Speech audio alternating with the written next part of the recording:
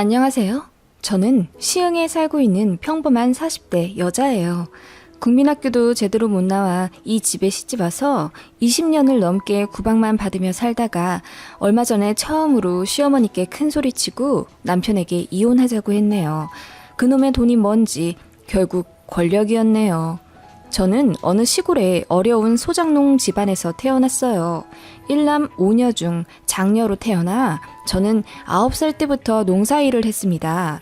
아니, 제 기억엔 5살 때부터 엄마 아빠의 농사 심부름을 했던 기억이 나네요. 어릴 때 저희 집은 이렇다 할 큰 밭도 없었고 집 근처 자그마한 땅에 이것저것 심어서 그때그때 떼다 팔았어요. 소규모 복합농이었죠. 재산이랄 것도 없고 근근히 먹고 살았던 집안이었습니다. 그런 집의 장녀이다 보니 저는 집안의 소 같은 존재였어요. 학교 가는 시간 빼고는 늘 집안일, 농사일, 동생들 돌보기 하느라 그 어린 나이부터 관절이 쑤실 정도였네요. 저희 집엔 냄비 받침 대용으로 쓰는 낡은 책 한 권이 다였고 부모님은 저희를 가르치실 생각이 전혀 없으셨죠. 그럴 만도 한 게 당장 입에 풀칠부터 해야 하니까요. 지금 어린 아이들은 초등학교 들어가기 전부터 한글도 떼고 숫자 공부도 하며 어떤 아이는 영어로 유창하게 대화도 할 정도이지만 저는 학교에 들어가서 처음 책이라는 걸 펴봤네요. 일만 해야 하는 지옥 같은 집에서 벗어나 가나다 공부하는 게 어찌 그리 재미있던지 너무 즐거웠어요. 저는 당시에도 저희 학교에서 형편이 많이 어려웠던 수준이었는데 다행히 담임 선생님들을 다 좋은 분만 만나 도움받고 지냈어요. 남는 문제집 같은 걸 꼭 저를 주셨고 모르는 문제 있으면 언제든지 갖고 오라며 따스하게 웃어주셨어요. 그런 덕분인지 저는 국민학교 다니는 내내 공부도 곧잘해서 전교 5등 안에는 항상 들었습니다. 등하굣길에도 손에서 교과서를 놓지 않았어요. 그 정도로 저는 공부가 너무 좋았어요. 그러다가 6학년 때쯤 일이 터졌습니다. 짝꿍이 과학 잡지를 들고 와 쉬는 시간에 보길래 옆에서 같이 보는데 너무 재밌는 거예요.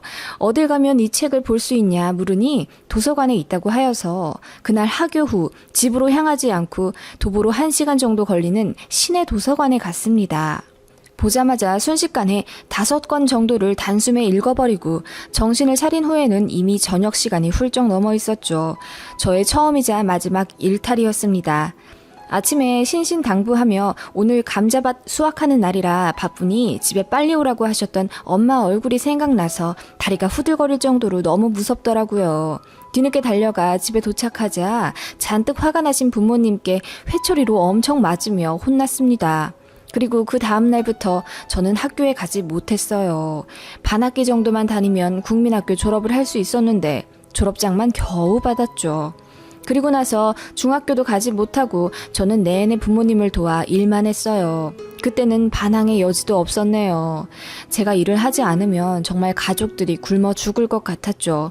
그러다가 18살 때쯤 시내의 어느 방직 공장에 취직하게 되었어요. 아무래도 농사일보다는 제가 밖에 나가 일을 하는 게 가게에 더 도움이 되었죠. 그때 저는 월급 20만 원 정도를 받아서 모두 집에 들였습니다. 그렇게 18살이 될 때까지 농사일, 공장일, 집안일 말고는 제 인생에 기억날 만한 일이 없었죠. 잠시 학교 다녔을 때의 그 행복감은 못 잊지만요. 저도 사춘기가 뒤늦게 왔는지 그런 저의 인생과 부모님에 대해 다시 생각하게 되었어요.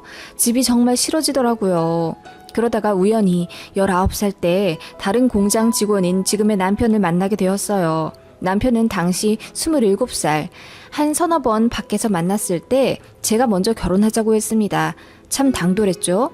저에게는 도피처가 필요했거든요. 그렇게 남편과 짧게 연애한 후 20살 되자마자 지금의 남편과 결혼했습니다. 결혼하고 저는 친정에서 벗어나 잠깐 자유를 느꼈습니다. 다행인지 불행인지 친정은 딸을 출가 외인이라고 생각하여 결혼 후 일절 간섭이 없으셨네요. 관심이 없다고 해야 하겠지만요. 그렇게 저는 남편과의 결혼 생활에 집중하며 행복도 맛보았어요. 남편도 꽤 자상한 편이었죠.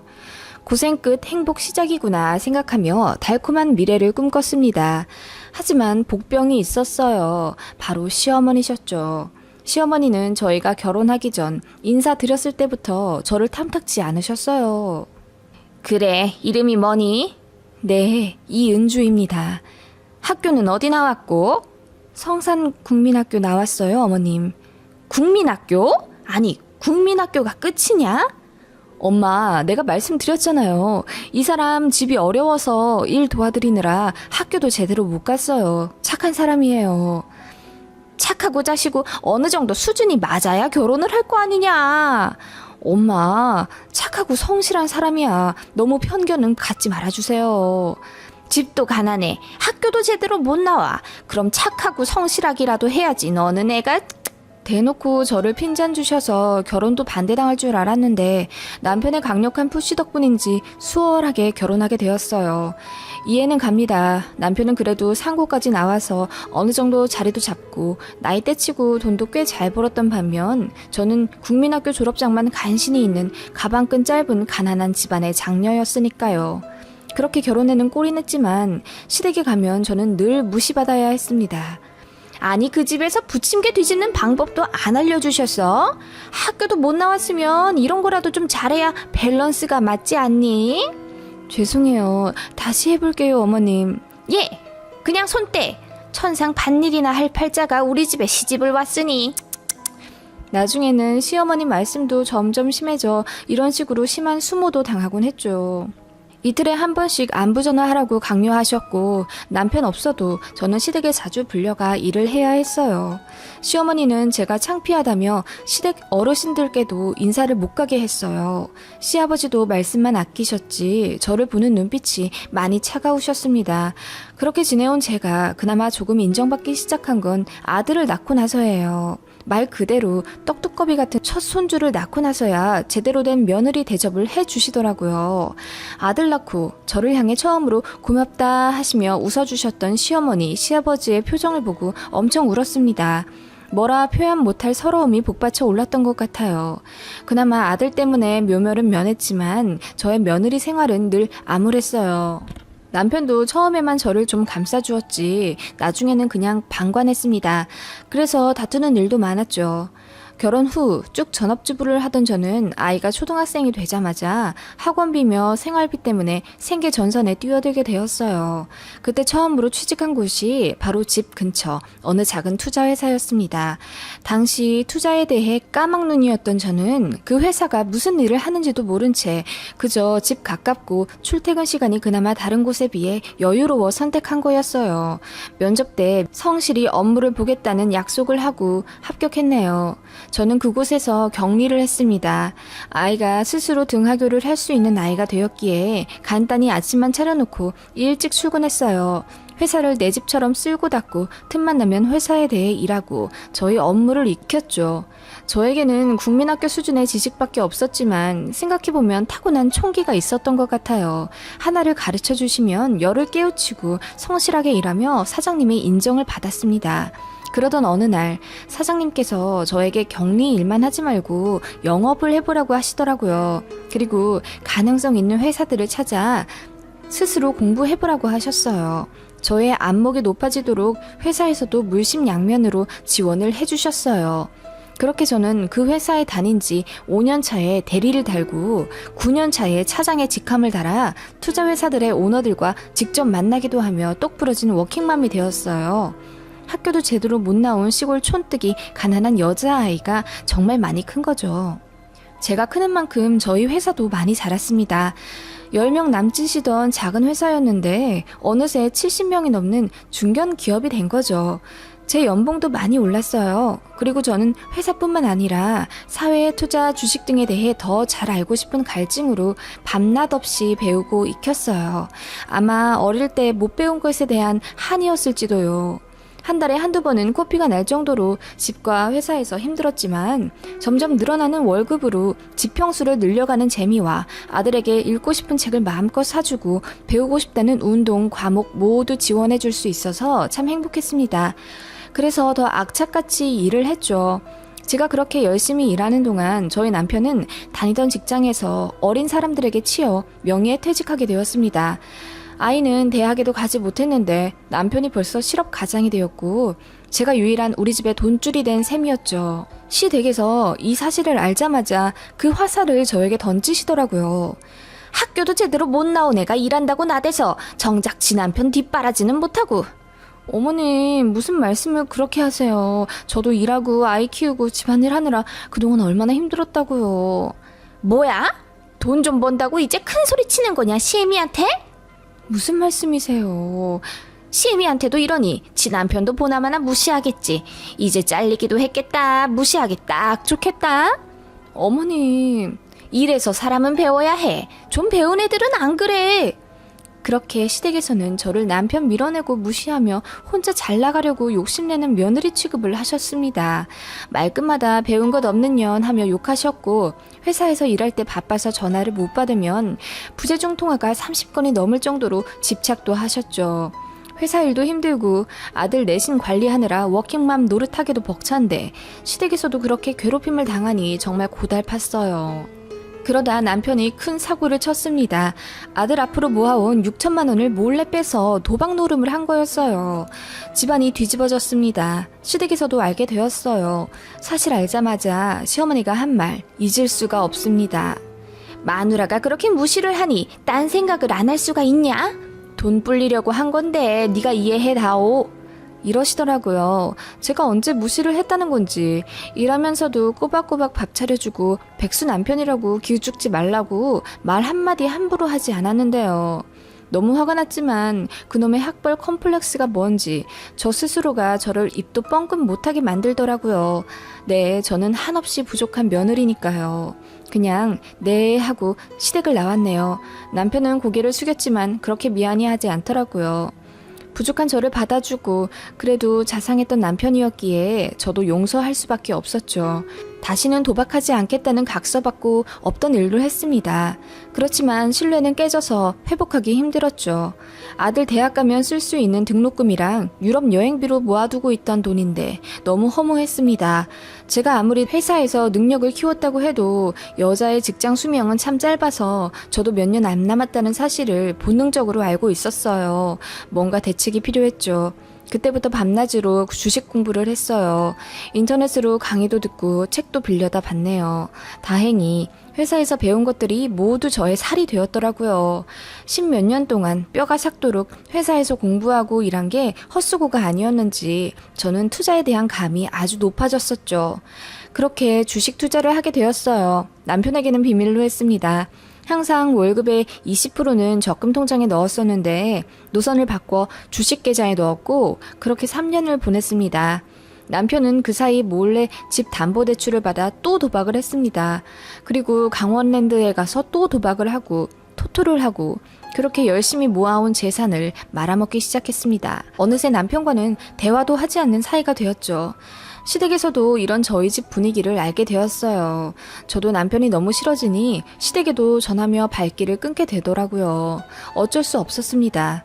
그 사이 저희 아들은 기특하게도 열심히 공부하며 늘 상위권을 유지했고 우리나라에 날고 기는 학생들이 간다는 대학도 노려볼 만한 인재로 성장해 있었어요. 아들을 위해서라도 저는 악착같이 돈을 모아야 했죠. 제가 차장에서 팀장으로 단 지 3년쯤 되었을까? 회사로부터 다른 지점 발령을 권유받았습니다. 말이 관령이지. 그곳은 이제 막 성장하며 키우는 곳이라 이것저것 실패할 수 있는 위험 요소도 많은 곳이었어요. 게다가 연고도 없는 지방이었죠. 저는 아들이 대학교 들어가기 전에는 그곳에 갈 수 없다고 회사에 말했습니다. 회사에서는 다른 젊은 인재들이 많기 때문에 제가 아무리 능력이 있는 사람이라고 해도 기다려줄 수가 없었죠. 그래서 반정리 해고를 당했어요. 그래도 퇴직금은 1억 정도나 되더라고요. 제가 회사에서 잘리자 시댁에서 바로 저를 호출하시더라고요. 비아냥 거리실 게 분명했기 때문에 가기 싫었지만 어쩔 수 없었습니다. 가자마자 앞치마를 던지며 저에게 하는 말. 얼마 다니지도 못할 회사에 그렇게 충성해대더니 꼴 좋다. 국민학교도 못 나온 네가 회사 사장이라도 되는 신화를 이루나 했더니 밥이나 해? 하시며 저를 째려보시는 시어머니. 그때까지도 왜 저는 아무 말 못했는지. 회사에서는 능력 좋은 커리어 우먼이었지만 집안에서는 저는 여전히 가방끈 짧은 촌뜨기였으니까요. 그렇게 모멸감을 느꼈지만 저를 위로해주는 건 저희 아들과 주식 계좌뿐이었습니다. 저희 주식들은 몇 년 동안 몰라보게 몸집이 불려져 있었습니다. 넣고 빼고를 반복하며 키워온 저의 주식 계좌에는 어느새 12억이 찍혀 있었습니다. 그래서 회사를 나올 때 미련이 없었던 거죠. 저는 이 돈을 절대 남편에게 들키지 말아야 했어요. 남편이 또 이 돈에 손을 대면 아들의 목마저 날아가 버릴 게 뻔하죠. 아니나 다를까 남편이 퇴직금 얼마 받았는지 묻더라고요. 사실대로 1억 정도 있다고 했더니 남편이 벌개진 눈으로 흥분하며 반만 달라고 하더라고요.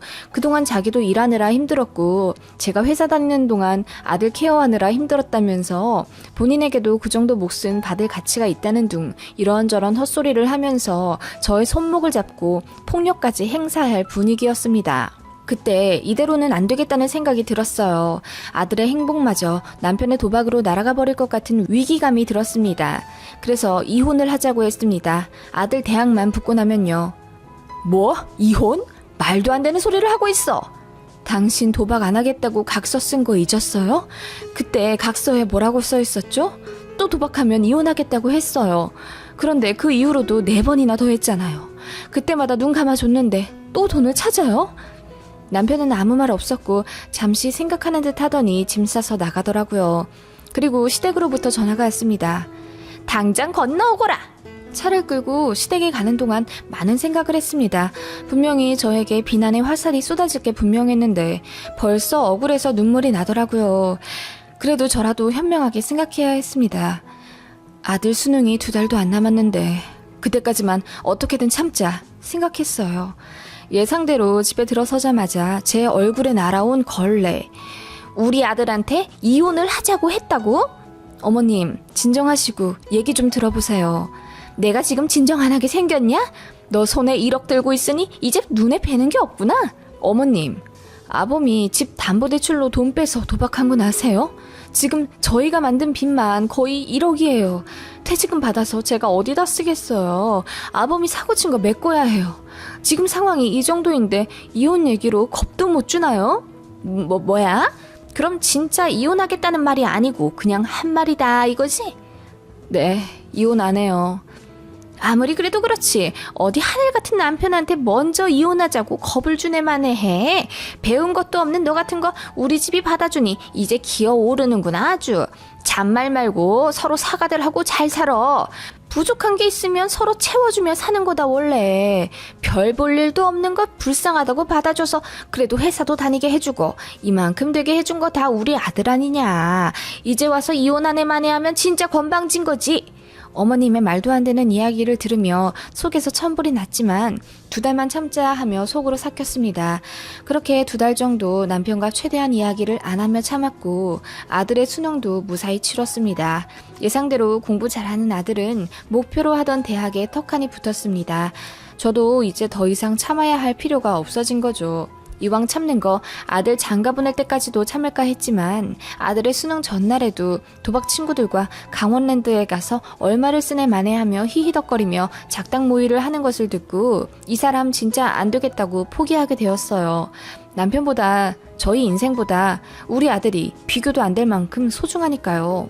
큰 일도 끝냈겠다. 남편이 긴장이 풀렸는지 전에 말하던 퇴직금 이야기를 또 꺼내더라고요. 반드시 2배로 불려줄 테니 5천만 원만 달라고 하네요. 보나 마나죠. 절대 안 된다고 했습니다. 그랬더니 난데없이 물건을 부수며 이제 본인을 대놓고 무시하냐며 소리를 지르고 저를 밀치더라고요. 그 바람에 가구에 부딪혀 오른쪽 어깨에 피까지 났습니다. 피를 보니 왜 갑자기 친정 생각이 나는지 기댈 데 없이 이렇게 피까지 보는구나 싶은 생각에 서러움이 올라와 눈물을 펑펑 쏟았습니다. 전화를 들어 시어머니께 전화했어요. 그리고 말했습니다. 이혼하겠다고. 한달음에 달려온 시어머니가 저를 보자마자 밀치시다가 피를 보고 흠칫하시더라고요. 그만 이혼하겠다고 말씀드렸습니다. 시어머니가 남편을 나무라며 아무리 그래도 때리면 네가 불리하지 않겠냐 하며 타박하시더라고요. 뭐가 불리하단 건지. 아마 결국 이혼을 하게 되면 주고받게 될 위자료 이야기까지 은밀히 나누었었나 봅니다. 어머니, 저 부족한 거 알아요. 부족한 거 알아서 악착같이 노력했어요. 코피 막으며 아들이랑 남편 밥 차리며 결혼 생활했어요. 저처럼 안 되게 하려고 아들도 열심히 가르쳤습니다. 그런 제가 왜 이렇게 모멸당하고 무시받으며 살아야 하는 건지 저는 정말 모르겠어요. 그래. 너 부족해. 한참 부족해.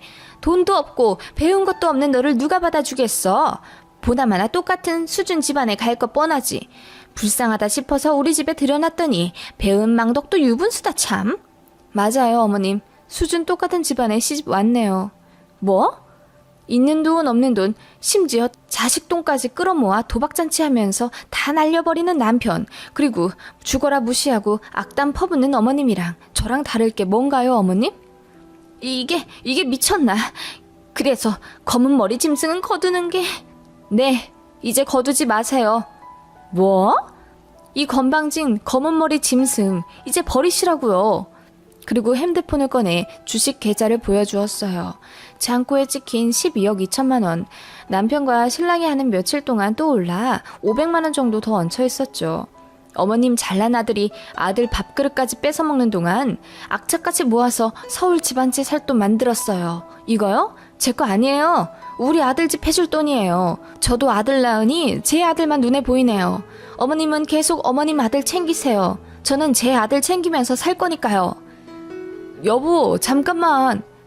아니, 얘 12억? 네가 그렇게 큰 돈을 어떻게 벌었다냐? 그러게요. 같은 돈도 어떤 사람은 다 날려버리고 어떤 사람은 10몇 배로 불리네요. 아무리 화가 나도 일단 좀 진정하고 얘기하자 며느라.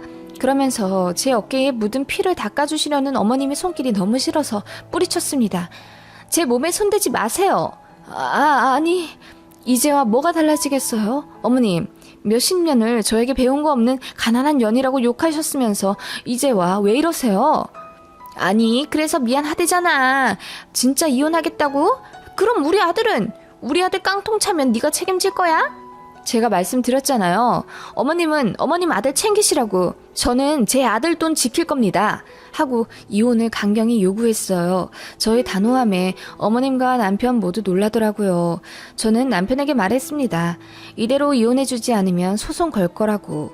지금 병원에 가서 진단서 받을 거고 그동안 당신의 도박으로 몇 차례나 돈 날린 거 모두 증거 있으니 다 제출하면 당신은 유책 배우자가 될 수밖에 없다고. 그러면 변호사 선임 비용까지 내야 하는데 괜찮겠냐고. 다만 지금 조용히 이혼해주면 아들 마음도 지켜줄 수 있고 당신 몫으로 1억 정도 주겠다 말했습니다. 남편과 어머님은 서로 눈치 보며 우물쭈물 하더니 협의 이혼하겠다고 했습니다. 그래서 그날 이후로 일사천리로 이혼 진행했어요. 퇴직금으로 받았던 1억 정도를 남편에게 보내줬고 집을 팔았어요. 담보대출 걸려있는 금액 제한이 수중에 5천 정도 남더라고요. 시가로 2억 3천 정도 하는 집인데 말이에요. 그 돈이랑 주식계좌의 돈을 어느 정도 현금화했어요. 그리고 아들 대학교와 그리 멀지 않은 어느 깨끗한 32평 아파트 전세로 들어갔습니다. 여기 살면서 청약을 계속 넣을 거고 아들한테 물려줄 거예요. 저도 계속 일하려고 늦가기 공부 중입니다. 그리고 시댁만큼 미혼 친정이지만 저희 시골집에도 5천만 원을 들였어요. 예전보다 살림살이는 좀 나아졌지만 아직 앞가림을 못하는 남동생이 있거든요. 그러고 보니 아들은 배워야 한다며 딸들은 학교에도 못 가게 하셨지만 남동생은 대학교까지 나왔는데 딸들은 다 잘되고 그 잘난 아들인 남동생만 아직도 취직도 못하고 있네요. 우연히 듣기로는 전 남편은 제가 준 1억 들고 어머님의 만류도 뒤로 한 채 정선에 바로 갔다고 하더라고요.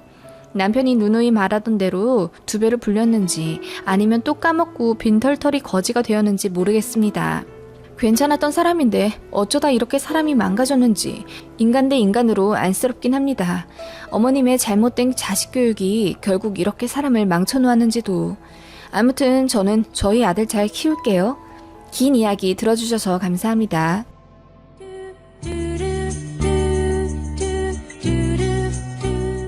안녕하세요.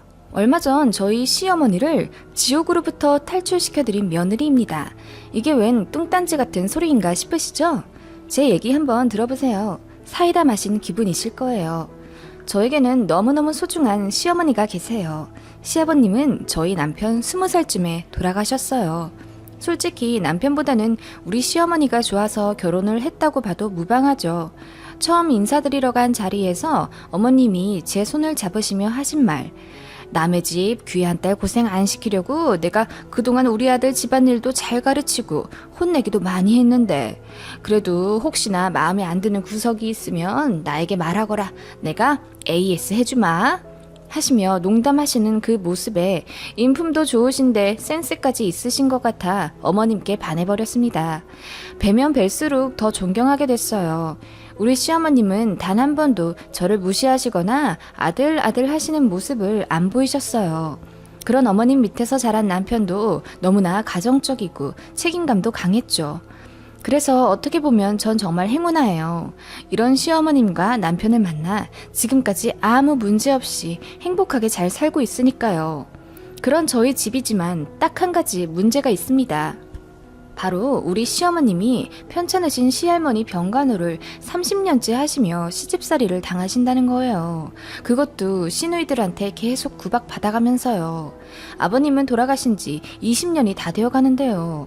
어머님 얘기 들으면 정말 눈물이 날 정도예요. 남편이 중학생 때쯤 시할머님이 갑자기 쓰러지셨답니다. 경미한 뇌출혈이 있으셨대요. 그때 이후로 거동도 좀 불편해지셨고 엎친 데 덮친 격으로 신장 기능까지 안 좋아져 드셔야 할 약도 엄청나셨다고 해요. 운동도 거의 못하시고 약에만 의존하는 생활을 하시다 보니 근력은 점점 떨어지시고 소화 기능도 많이 약해지셔서 한동안은 미움도 겨우 드셨다고 하네요. 처음 쓰러지시고 한동안은 시아버님이 거의 시할머니를 돌보셨다고 해요. 어머님이 보험 일을 하셔서 돈을 많이 버셨기에 어머님이 더 가장 노릇을 하셨거든요. 그런데 시할머니가 매일을 불같이 화를 내시며 왜 하나밖에 없는 내 아들이 내 병간호를 하고 있냐며 당장 며느리 데려오라고 그렇게 고집을 피우셨다고 해요. 원래도 호랑이 같은 성격이셨대요. 시아버지가 해드리는 식사는 안 드시고 며느리가 해주는 밥 아니면 굶어 죽겠다며 난리를 피우시는 통에 저희 시어머니가 울며 겨자 먹기로 그 잘 다니던 회사를 관두셨어요. 당시 돈으로 한 달 300, 400만 원은 버셨다는데 정말 능력 있으셨던 거죠. 그런 어머님인데 일을 관두고 앞치마를 둘러매 매일같이 시할머니 댁을 드나들며 병간호를 하기 시작했어요. 새벽 5시에 시할머니 댁으로 가 밥 차려드리고 산책시켜드리고 삼시세끼를 챙겨드린 다음 밤 8시에 귀가하셨다고 해요. 정말 살뜰하게 간호하신 덕분인지 시할머니는 기적적으로 건강이 점점 좋아지셨다고 해요. 미음만 드시던 몇 년인데 지금은 온갖 고기를 다 섭렵하실 정도니까요. 하지만 저희 시어머님은 그런 매일을 주말까지 반복하셔서 너무 힘드셨대요. 출퇴근하는 것보다 더 힘드셨다네요. 그래서 하루는 그냥 집으로 모시겠다고 말씀드렸는데 시할머니가 역정을 내시며 그건 또 싫으시다고 하셨대요. 손자, 그러니까 저희 남편 공부 방해된다고요. 손자 사랑이 또 그렇게 끔찍하셨답니다. 그렇게 매일 집으로 불러들이시면서 또 손자랑 아들 밥은 굶기지 말라고 두 집 끼니 제대로 해먹이라며 매일 잔소리하고 윽박 지르셨다네요. 당시만 해도 지금보다 훨씬 시댁의 입김이 셌을 때라 거역도 못하시고 그렇게 파스 붙여가며 시할머니를 간호했다고 해요. 아버님은 작은 회사에 다니시긴 했지만 벌이가 시원찮으셔서 한 달에 70만 원 정도 버셨다고 해요. 갑자기 줄어든 가게 수입 때문에 아버님이 밤에는 시장에 나가 도매상가에서 무거운 일을 나르며 품삯을 받고 그렇게 하루 투잡을 뛰셨다네요. 그런 생활을 몇 년 하셨을 때 저희 남편이 대학 입학하고 나서 얼마 뒤 과로로 쓰러지시고 다시는 깨어나지 못하셨다고 해요. 정신없이 상을 치르는데 어머님의 시누이들, 그러니까 시고모님들이 저희 시어머니를 둘러싸고 손가락질을 하며 내 동생 죽인 년이라고 소리를 쳤다고 해요. 시어머니가 아버님 돈 벌어오라고 압박 줘서 아버님이 밤낮으로 일하느라 고생하다 죽은 거라고요. 어머님은 그때 처음으로 큰 소리치며 울며 대들었다고 하셨어요. 제가 계속 일 다녔으면 애 아빠가 이렇게 죽진 않았을 거예요. 어머님이 저 잘 다니던 일 억지로 관두게 하셔서 우리 집 쪼들리게 된 거잖아요. 나는 어머님한테 묶여있고 돈 벌 사람은 애 아빠뿐인데 우리 애 대학교 등록금도 못 낼까봐 그렇게 밤낮으로 일한 거라고요. 라고 소리쳤더니 큰 시고모님이 시어머니 뺨을 치시며 이러셨답니다. 못돼 빠진 년, 돈 좀 벌었다고 내 동생 우리 집 무시하고 있었나 본데 정신 똑바로 차려. 이제 남편 죽고 없다 이거니? 왜? 남편 없으니 이제 네 아픈 시어머니도 버리게? 불쌍한 우리 엄마도 쫄쫄 굶어 죽게 만들어봐 어디? 그렇게 아버님 돌아가신 이후로 저희 시어머니를 더욱더 가스라이팅 하셨다고 하네요. 네가 잘못해서 남편을 죽게 만들었고 아픈 시어머니 두고 도망가면 다신 없을 나쁜 년이다. 이런 식으로 매일같이 두 시고모님이 번갈아가며 시어머니를 압박하셨다고 하네요. 아버님 돌아가신 충격과 지쳐버린 심신으로 자유로운 생각을 하실 수 없으셨다고 해요. 그렇게 저희 어머님은 30년째 저희 시할머니와 시고모님 두 분의 구박을 받으며 병수발하고 시집살이를 하고 계셨던 겁니다. 겉으로만 보면 몰라요. 저도 시할머니 댁에 자주 갔었거든요. 시댁, 그러니까 시어머님 댁이랑 도보로 20분 정도 걸리기 때문에 시어머니가 매일같이 드나들며 관리해 주시는 줄은 알았는데 그런 길고 아픈 역사가 있었는 줄은 꿈에도 몰랐죠. 저희 시어머님은 그렇게 두 집 살림을 하시면서도 늘 웃으시며 저에게도 딸처럼 애틋하게 잘해주셨어요. 시집살이를 혹독하게 받으셨음에도 불구하고 저한테는 정반대로 늘 감싸주시기만 했어요. 저는 그런 어머님께 고마운 마음을 넘어서 이제 안쓰럽게 느껴지기 시작했습니다. 시할머니는 저희 부부 앞에선 세상에 다시 없을 자상한 분처럼 행동하세요. 우리 손주 며느리 어디 아프지 말고 건강해야 한다 하시며 제 얼굴을 어루만져 주시고 힘들 텐데 자주 오지 말라며 너그러운 마음도 베푸셨죠. 시고모님들도 마찬가지세요. 저희 보면 손 잡으며 잘 왔다고 웃어주시고 상처 주는 말 그런 거 전혀 없으셔서 다른 사람이 보면 그저 천사 같으십니다. 그런데 제가 잠깐 전화 받거나 자리를 살짝 뜨면 저에게 안 들릴 정도로 작게 시어머니를 구박하시는 게 들려요. 어머머, 우리 엄마 신발이 이렇게 낡았는데 뭐야 옳게 이제 봐드리지도 않는 거야? 손주 며느리도 받겠다. 이제 슬슬 우리 엄마한테 소홀하네. 우리 옳게? 이런 대화가 들리기도 했죠. 저는 경악했고요. 그날 돌아오는 차 안에서 제가 남편에게 말했어요. 우리 어머님 너무 고생하시는 것 같아. 할머님 언제 돌아가실지도 모르는데 이렇게 삶을 통째로 책 잡으셔서 아무것도 못하시면 어떡해. 우리 어머님 아직 창창하신데. 나도 알아. 그런데 엄마가 조금이라도 벗어나려고 하면 할머니랑 고모들이 난리야 아주. 나도 몇 번 이야기했었지. 고모들 다들 집도 가깝고 그렇게 바빠 보이지도 않는데 이제 고모들이 할머니 좀 모시면 안 되냐고. 그럼 동네 떠나가라 우셔 세 분이. 그런 모습 엄마도 힘들다고 나보고 그냥 상관하지 말라고 하셨어. 이제 익숙해졌다고. 긁어 부스럼 만들지 말라고. 남편도 어머님 이야기를 하며 고개를 숙였죠. 시고모님들이 이렇게나 가까이 사시는데 왜 들여다보지도 않는 거야? 큰 고모님은 문구사 하느라 그렇고 작은 고모도 얼마 전부터 보험일 하셔서 정신이 없으시대. 그러고 보면 참 웃기지? 우리 엄마 보험은 관두게 했으면서 작은 고모가 하고 있네. 그러게 할머님은 뭘 하셔? 우리 딸들 고생한다 하시지 뭐. 들으면 들을수록 한숨밖에 안 나오더라고요.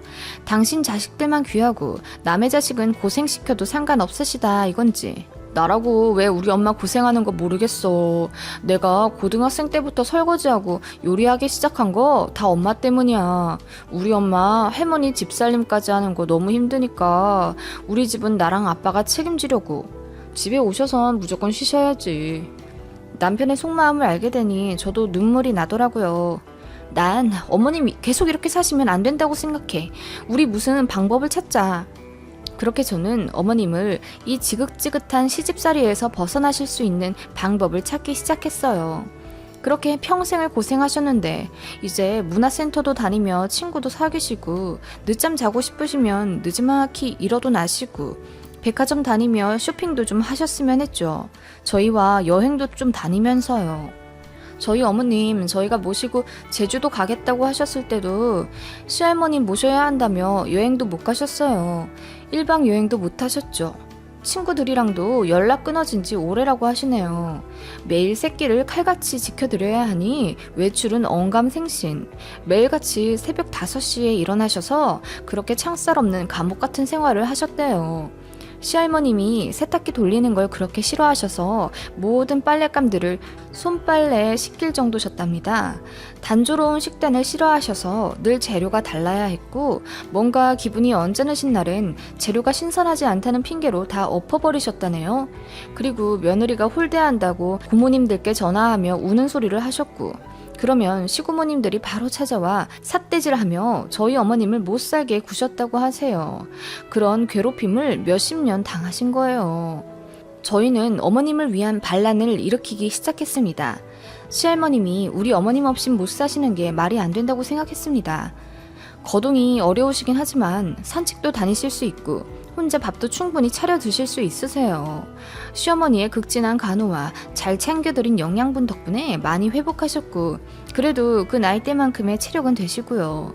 이건 말도 안 되는 시집살이라고 생각했습니다. 남편과 매일 상의하기 시작했어요. 이제 더는 어머님 그냥 두지 말자고. 이건 우리에게도 책임이 있다고 남편을 다그쳤어요. 남편도 반성하더니 그동안 방관한 것 같아 죄송하다고 하더라고요. 그렇게 저희는 어머님을 위한 계획을 짜기 시작했습니다. 그리고 어느 주말 불시에 시할머님 댁을 방문했어요. 문 밖에서부터 시할머님의 불호령이 들리더라고요. 아니 뭔 대낮부터 새우죽을 먹으란 거야. 이제 나 밥 차려주기도 싫다는 거냐? 아이고 서러워라. 똑똑. 할머님, 어머님. 어머나 우리 손자네가 말도 없이 웬일이야. 어서 오너라. 당황하신 듯한 할머님, 그 옆에서 더 놀라신 어머님. 드릴 말씀이 있다고 하며 집으로 들어갔습니다. 그렇게 어머님이 차려주신 다과를 먹으며 이야기를 꺼냈어요. 할머님, 밖에서 들으니까 소리도 우렁차시고 많이 건강해지신 것 같으네요. 뼈가 있는 제 말에 할머님이 우물쭈물하시며 아니 애미가 실수를 좀 해서 한 소리 했는데 좀 크게 들렸나 봐 하시며 갑자기 아픈 척을 하시네요. 남편이 말했어요. 할머니, 우리 집 전세금이 많이 올라서 이제 이사 가야 할 것 같아요. 대신 회사에서 관사가 하나 나오는데 다른 부양가족 없이 저희 둘만 서류상에 올라가면 겨우 15평짜리 집을 준다네요. 15평은 너무 좁은데. 어머님이 그 얘기를 듣고 놀라시더라고요. 언제 이사 가려고 하냐며 물으셨죠. 제가 대답했어요. 이사는 반년 뒤지만 관사는 미리 접수해야 해요. 그런데 가족이 딱 3명만 돼도 24평으로 갈 수 있대요. 그래서 저희 이제 시어머니 모시고 살고 싶은데 어떠세요? 그 말에 시할머니가 더 놀라신 듯 했습니다. 그리고 말씀하시더라고요. 아니 그러면 저기 서류에만 올리면 되지 않느냐. 꼭 이사 갈 필요 있어? 네, 요즘은 허위 서류가 너무 많아서요. 가족만 올리면 되는 게 아니라 불시에 방문해서 가족 실입주 확인도 하고 그래요. 그것도 그렇지만 저희가 이제 어머님을 모시고 살고 싶어서요. 어머님 편찮으시기도 하고 아이 계획도 있어서요. 저도 일해야 해서 어머님 손 좀 1년만 빌릴까 하는데 어떠세요? 참, 할머님께서도 저희 아이 낳길 원하셨잖아요. 라고 말했더니 아무 말 못하시는 시할머님.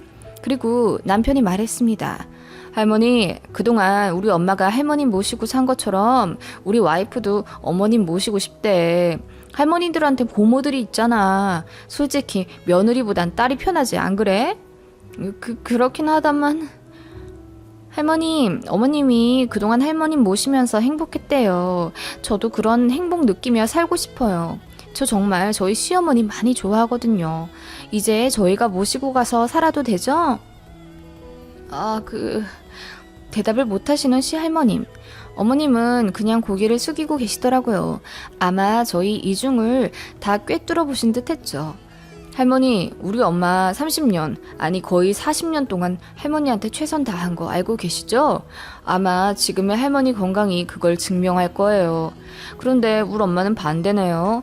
이젠 엄마가 더 많이 편찮으세요. 아니 그렇게 말을 하면 내가 뭐가 되는... 할머님, 어머님이 그랬던 것처럼 저도 아픈 시어머니 깍듯이 모시며 살고 싶어요. 그렇게 하게 해주세요. 할머니, 작은 고모 보험일 잘 안 된대요. 한 달에 100만 원이나 들어오려나?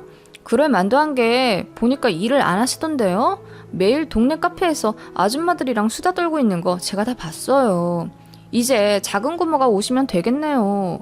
남편의 뼈 있는 말에 두 분 다 아무 말씀이 없으셨습니다. 그럼 동의하시는 걸로 알게요. 엄마, 이사 준비하세요. 하며 남편이 일어나고 저도 따라 일어났습니다. 그렇게 문 밖을 나서는데 뒤에서 저희를 따라 나오신 어머님, 갑자기 눈물을 흘리시며 저를 안으시더라고요. 너희들 마음 내가 다 알아. 내 생각해준 거 정말 고맙다. 안 그래도 내 며느리도 생기고 하니 생각이 많아지더구나. 그래, 더 이렇게 살기 싫다는 생각이 들었단다. 조만간 너 할머니한테도 말하려고 했어. 이사 가려고 한다고. 고모들이 가까이 있으니 나만 맘먹으면 됐었던 걸. 뭐가 그렇게 어려워서 10수년을 살았는지 하시며 흐느끼는 어머님. 그리고 다시 한번 고맙다 하시며 한 말씀 하시더라고요. 아가, 내가 시어머니 모셔보니 그거 못할 짓이더라. 그러니 이제 이사는 내 가고 싶은 곳으로 가마. 그리고 이제 혼자 조용히 살고 싶기도 해. 관사는 나중에 아이 생기면 3명 올려서 들어가거라. 당장 전세금은 내가 해결해 줄 테니까 하셨어요. 정말 어떻게 표현 못할 정도로 어지고 마음 깊으신 우리 시어머니. 제가 이런 시어머니를 사랑하지 않을 수 있을까요? 저의 손을 잡고 연거푸 고맙다 하시는데 거칠거칠하게 느껴지는 어머님 손의 습진이 더 마음 아프게 느껴졌습니다. 언젠가 모시게 된다고 하더라도 기꺼이 기쁜 마음으로 건강하게 모시고 싶습니다. 우리 시어머니는 정말 바로 이사 준비를 하셨어요. 그리웠던 고향으로 내려가신다며 주에 한 번은 시외버스 타고 지방에 가셔서 부동산을 보시네요. 다행히 아버님 예전 사망보험금도 그대로 있고 지금 사시는 집값도 많이 올라 여유가 있으시다네요. 마당 있는 조용한 전원주택 하나쯤은 어렵지 않게 구하실 것 같다고 하셨어요. 내려가시면 봉사도 하고 간단한 일이라도 하겠다며 설레어하셨죠. 고향 쪽에 친구분들도 계시니 이제 도란도란 자유롭게 사실 수 있겠죠? 저희도 자주 내려오겠다고 약속드렸습니다. 고모님들이 어머님 댁에 한번 쳐들어와 따졌다고 하네요. 그런데 어머님이 이전과는 다르게 강경에 나오시니 더 어떻게 못하셨다고 하세요. 하긴 딸들이 엄마를 챙겨야지 본인들은 가까이 살면서 놀고 시누이만 부려먹는 거 웃긴 일이잖아요. 우리 시고모님들 이제부터라도 효도하며 사셨으면 좋겠습니다.